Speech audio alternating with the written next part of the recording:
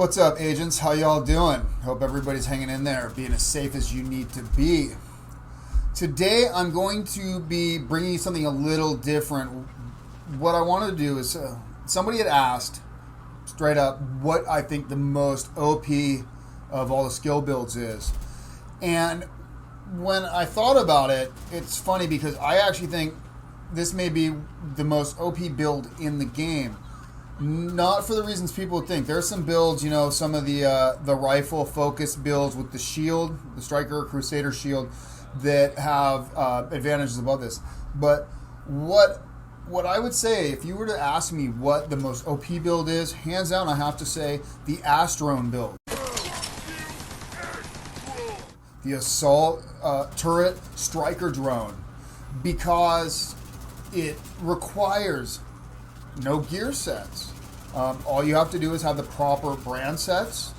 So this means you can use blue Specialized and the purple, was it not Epic? God damn, why can't I think of what it's called right now?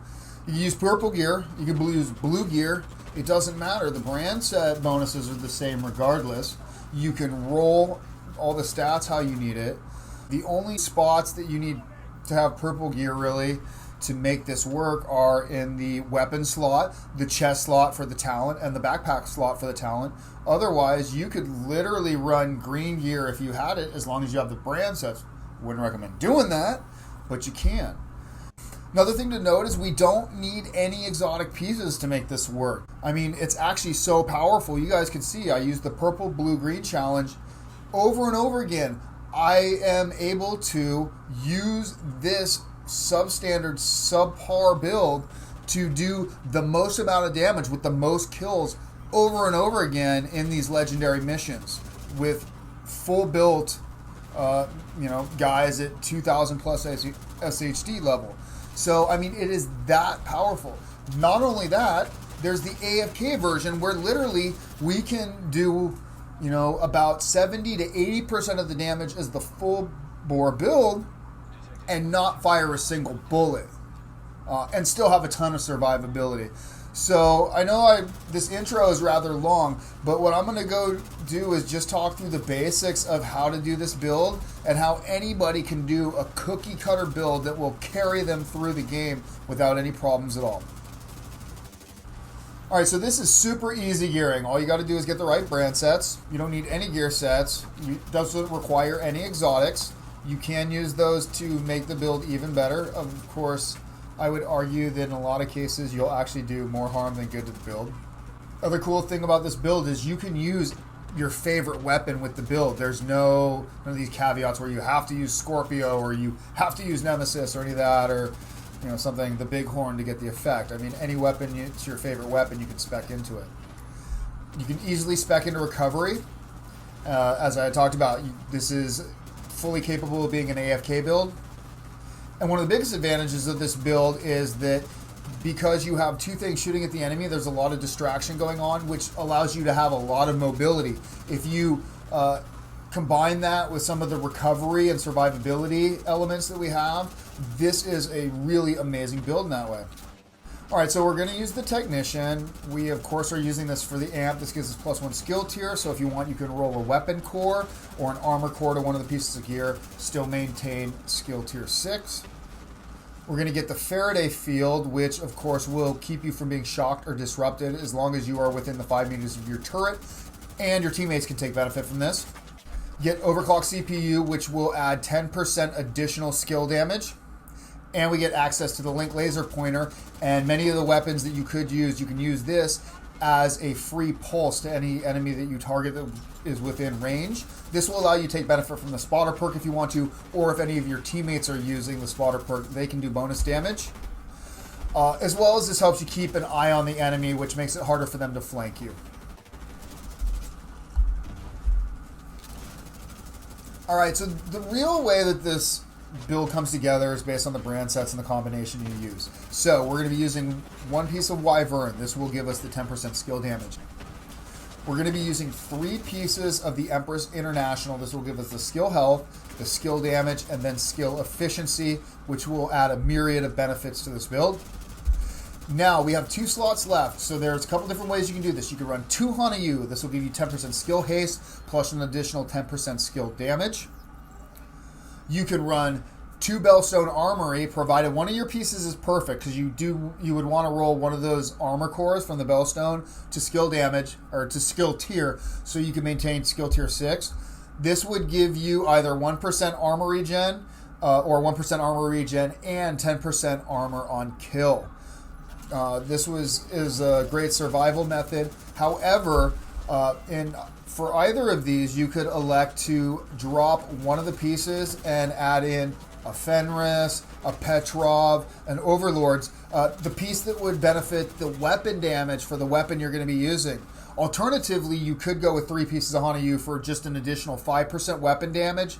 Notice if you go this route, you will be losing out on some overall weapon damage, because all the weapons, with the exception of pistol, give you plus 10%.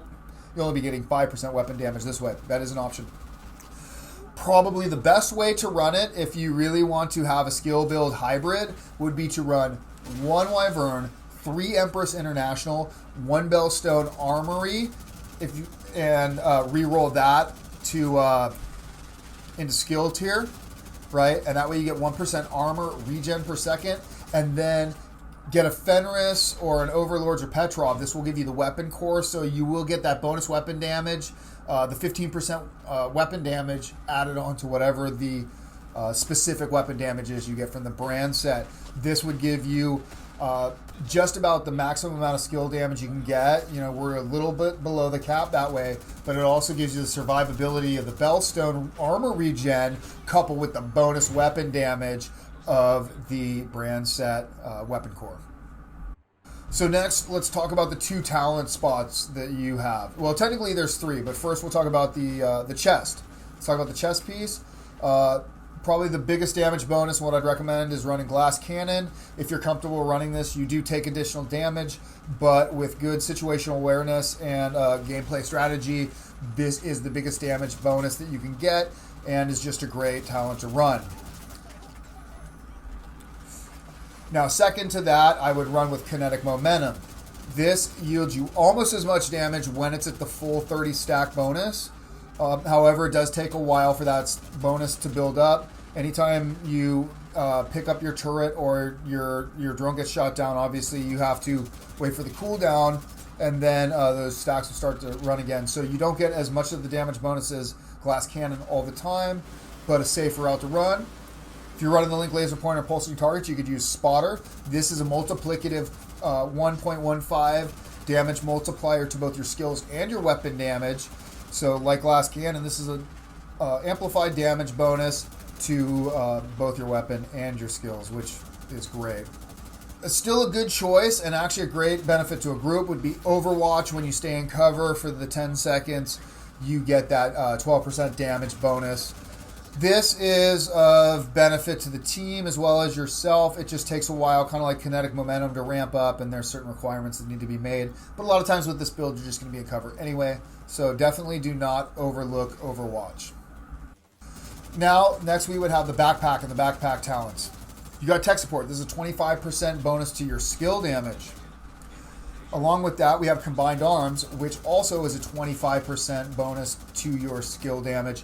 However, you do not need to get a skill kill to proc this. Shooting an enemy will proc it. Now, it's only a 3-second window, but due to the talent that we most likely will be running with our weapon, we are going to want to be shooting enemies quite often anyway. So, I really think I'm a fan of Combined Arms, but if you're running Glass Cannon and you're taking too much damage, maybe you do want to go with tech support. So that's up to you to figure out what's the best for you. This is just my opinion. Now, there's a couple other things to note. If you want a little more survivability, you can get it out of your backpack by going with Bloodsucker. Anything that your drone or your turret or your gun kills will proc Bloodsucker, and that will kick up that bonus armor. Now, that's a great way to maintain survivability. Now, if you want to go the opposite route of the skill damage, you want to add weapon damage, there's 2 things I'd recommend. The first one would be Vigilance. again, because the turret and the drone tend to distract enemies, you tend not to take damage very often. You can proc Vigilance, which is a 25% bonus to your weapon damage, as long as you're not taking damage. Now, the other option you have is to ramp up and stack up that damage, and you can do something like Unstoppable Force. Every enemy you kill will add a stack of 5% weapon damage up to 5 stacks, thus the 25%, same as Vigilance. However, your skill kills do stack this up, but if you don't kill anything for long enough, you'll lose that. So the question is, do you want something that's a bonus while you're not taking damage, or do you want to, I guess if you're running solo, Unstoppable Force would be okay. If you're running in a group, I think Vigilance would be a much better option. And me personally, I just find that the overall damage that the drone and the turret do, I like combined arms, because I find that gives me more overall DPS, albeit at a small cost to my weapon damage. Now, as far as the weapons go, like I said initially, use your favorite weapon. What really matters is the talent, and for me, nothing beats in sync. I mean, this gives you raw weapon damage and skill damage, and it's doubled. And let's face it, for any of these perks to be active, they basically both have to be doubled. So why does it even bother saying that 15%? You're always going to be getting that 30%. Now, if you are using high-end gear, of course, you can use the test subject for the perfect in sync. You could use, the Harmony, which also has perfect in sync. But without getting into the exotics, you're not going to find a weapon that's going to give you a higher damage bonus than using in sync. This is normally where I would tell you about what skills I'm going to use, but let's face it, we all know we're going to use the turret. Oh! You know what? I should tell you guys. So we're going to be using the striker drone for everything, but you get more sustained damage overall using the assault turret. But you can switch over to the sniper turret if you want. That way you can aim a lot better, and it's nice to just see those one-shot kills very often. So, that's a different sort of play style than just letting the assault turret do its thing. But it's nice to see those big damage numbers, and totally feel free to switch them out if you guys want to. If you guys are good with the sniper turret, definitely do that. Plus, when you're aiming down sights, procking in sync, quite often you'll have a chance of actually getting the headshot with the sniper turret, which doubles its damage and is just a beautiful, beautiful thing. Alright, so there's really only 2 other things to really mention about this. So this build has 2 ways of it being run, essentially. As I've alluded to, you can do the AFK version, in which case I would recommend on top of skill damage to spec into armor regen per second. If we're going with the armor per second, we probably would want to stack that up as well with the Bellstone, so we get the additional armor per second, that 1%, as well as the armor upon kill. Another option would be, I'll get into exotics in a second here. So the other version, and the way that I generally run, since I'm running combined arms, is to run the offensive version of this. And if we're doing that, if we're going to run the offensive version of this, what I recommend is skill damage and crit hit chance. Try to dump everything else into the armor regen just to give you that extra survivability. You'll be golden. You could drop more into the crit hit damage if you want to, but I find just dumping it up to the crit hit. In fact, I think in my build I got it up to about 50%, and then the rest was dumped into the armor regen. But, you got to do it whatever works best for you that way. The last thing I'll note is the reason why this build is so OP is because all you need is these brand sets, throw it together, and you can go out there and whoop ass. But let's imagine you're going for endgame content, and let's imagine that I'm not destroying endgame content with the purple, blue, green challenge build. Let's imagine you're all high end and you want to add your exotics. This is where you can have some fun. Now, of course, we all know there's one weapon that's going to blow away perfect in sync, and that's going to be the capacitor, due to the fact that it's going to give us that huge skill damage bonus when that's ramped up to the 40 stacks, as well as all the time it's going to give us that bonus weapon damage we have because we're running so many utility skill tier slots. So the capacitor is going to be the biggest win. By the way, just go to the summit, complete five challenges in the summit, you get the capacitor. Real easy. You could go with something like the Pestilence. You're not going to be stacking a lot of weapon damage. So the problem is the Pestilence, Plague of the Outcast tick, is based all on weapon damage.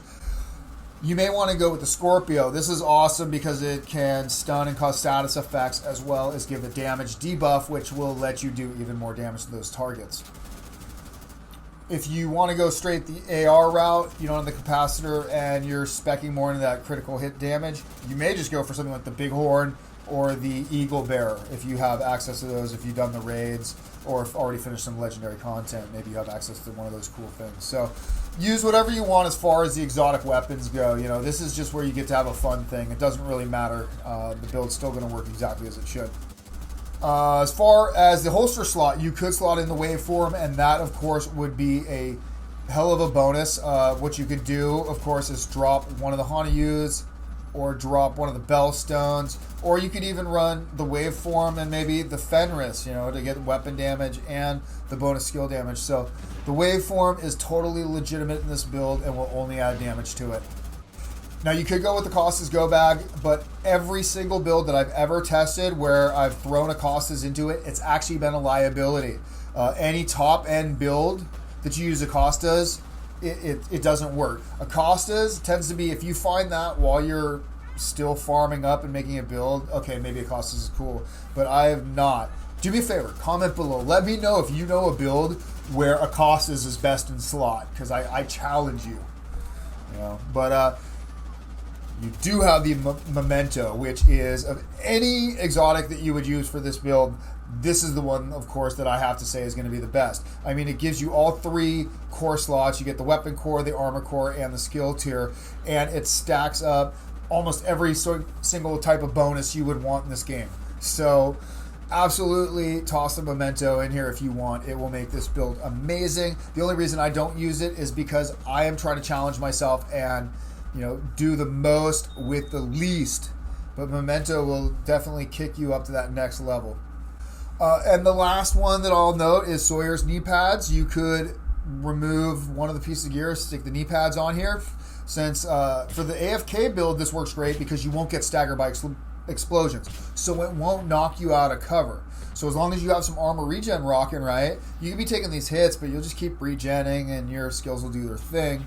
And if you do want to use Sawyer's in a more offensive build, as long as you're not moving, you're staying behind cover, you don't get blasted by the explosions, and you can build up that 30% weapon damage. So that's effectively 2 weapon cores for just standing still for a certain amount of time. On the downside, as soon as you move a little bit, you're going to lose that buff. It's going to start going away. But, you know, you can definitely use this to buff up your survivability for a bit. I tried it for a while, and it's just not necessary. It's more just finding a tactical position, getting set up, and you guys should be fine. So really, again, this is just my opinion of what the most overpowered build is, and that's simply because it doesn't take a whole lot of gearing. It doesn't take a whole lot of skill to do this. Now, if you want to destroy everybody else's score, if you want to get the most kills and stuff, yeah, of course. Like anything, you got to play the game the right way. But you could be a noob and still just take cover, pop your skills out, and let them do the job for you. And this will still carry you through almost all the content in the game. So, all right, agents, thank you so much for sitting through this. Do me a favor, smash that like button. If you're not already subscribed, hopefully today's the day. I'd really appreciate that. Best thing you can do to help me out is just share the video. Send this to somebody who might like it. Send it to somebody who won't. Send it to some random person on the street. I don't care, but yeah, sharing the video help. You all take it easy. Be as safe as you need to out there. And I'll catch you, agents, in the dark zone.